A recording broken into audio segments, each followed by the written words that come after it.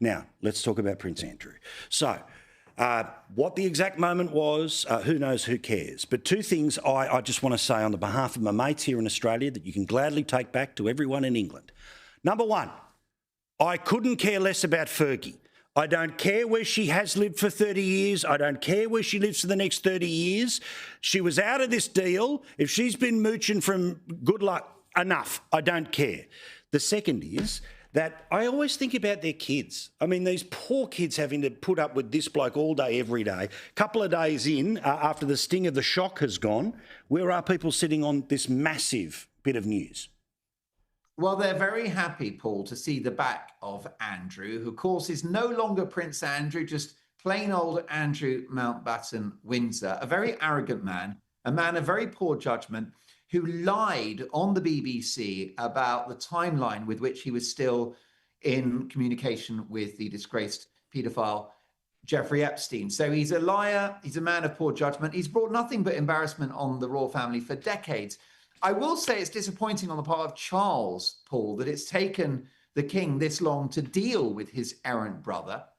I think something should have happened when Andrew settled with his sex accuser, Virginia Giuffre, a couple of years ago, 3 years ago, 2022, when he forked out in excess of £12 million to make this problem go away. Of course, he denies the allegations, no problem. But he's an embarrassing figure.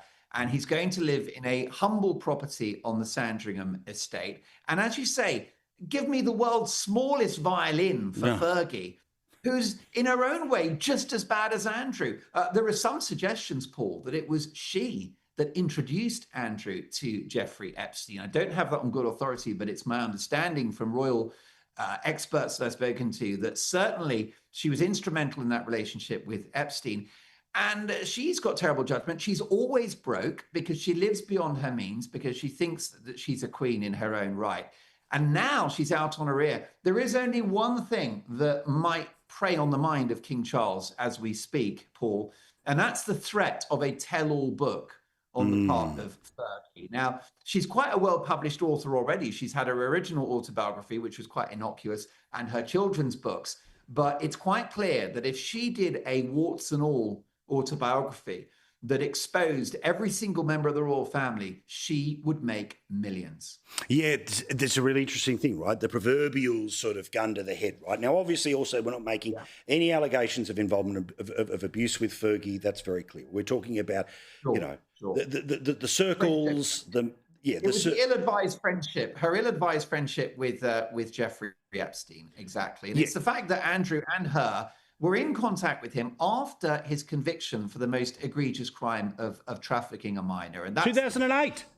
Like remember, 2008, all right? So not even when he ends up in jail in New York and, the missing minute and the sleeping guards and all of that stuff, right? 2008. And again, The Guardian, among others, reporting this evening that there are emails looking forward to seeing him when he's getting out of jail, fair income. But again, what you just said there about Fergie and the book, right?